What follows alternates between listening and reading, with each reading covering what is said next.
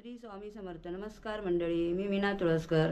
आज मी तुम्हाला मुळ्याचे परोठे करून दाखवणार आहे. चला तर मग बघूया साहित्य.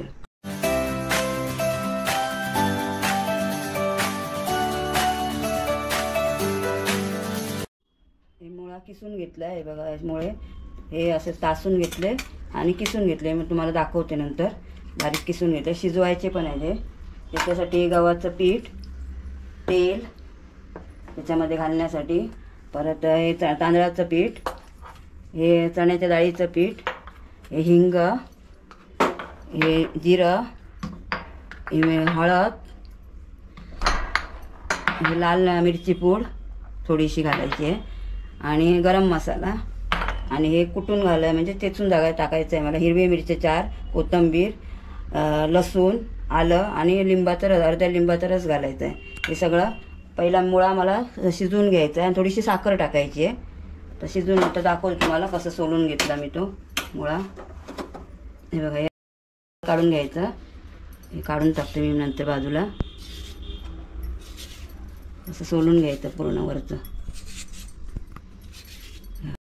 आता किसून घेते मी पूर्ण. सोलून असं घेतलं, वरची साल काढून घेतली आणि आता हे किसून घेते. आणि मग हे टोपामध्ये थोडंसं पाणी घालून शिजत ठेवणार. आणि मग ते पीठ मळताना मी दाखवते. बाकी सगळं मी तयार करून घेते.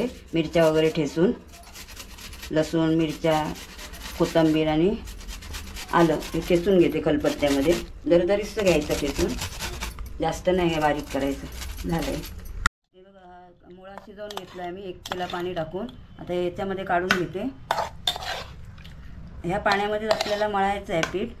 हे पाणी टाकून नाही द्यायचं आहे आपल्याला, आणि लागलं तरच घालायचं आपण पीठ याच्यामध्ये. हे पाणी आता याच्यामध्ये पीठ घालते. आपल्याला जेवढं मावेल तेवढं आपण घालून घ्यायचं. हे गव्हाचं पीठ घालते मी 5-6 चमचे. 5-6 चमचे घातलं. आता हे तांदळाचं पीठ घेते 2 चमचे. 2च चमचे घेतला. आणि हे चण्याच्या डाळीचं पीठ आहे 2 चमचे. हे सगळं घेते. थोडंसं जास्त घालते चण्याचं डाळीचं पीठ. आणि हे मसाले आहेत. हे जिरं आहे, हिंग, हळद, गरम मसाला आणि लाल मिरची पावडर हे सगळं घेते ओतून. आणि त्याच्यामध्ये हे आलं लसूण आणि कोथिंबीर आणि मिरच्या हे बारीक करून दरदरीत ठेवलं आहे मी, ते घेते घालून. आणि अर्ध्या लिंबाचा रस घेणार. हे सगळं घालून घेते. आणि थोडीशी पहिला आधी लिंबाचा रस घेते घालून. बिया काढून टाकायच्या. अर्धा लिंबूच घालायचं, जास्त नाही घालायचं. साखर घालते थोडीशी. ही बघा, थोडी घातली, जास्त नाही घालायची आपल्याला. आणि 5-6 चमचे तेल घालायचं आहे. म्हणजे अर्धा डाऊल तरी घालायचं तेल.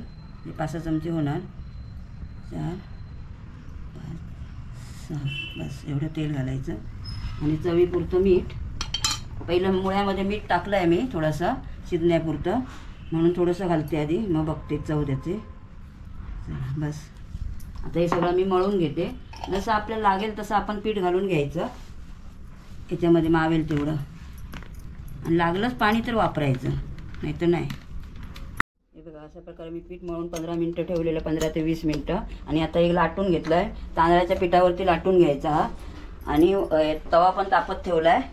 तर त्या तव्यावरती तुम्ही तूप टाका किंवा तेल टाका. मी तेलच टाकणार आहे, तूप नाही टाकणार आहे. तूप आहे पण नाही टाकणार, तेलावरतीच भाजणार आहे. आणि अशा प्रकारे मी हे भाजून घेणार आहे. तांदळाच्या पिठावरतीच लाटायचा. थोडा मध्यम ठेवतो मी गॅस, फास्ट एकदम नाही करणार आहे. आता हे अशा प्रकारे मी सगळे लाटून घेते. हे बघा, हे असे तांदळाच्या पिठामध्ये घोळून असे लाटून घ्यायचे. चांगले लाटले जातात हे.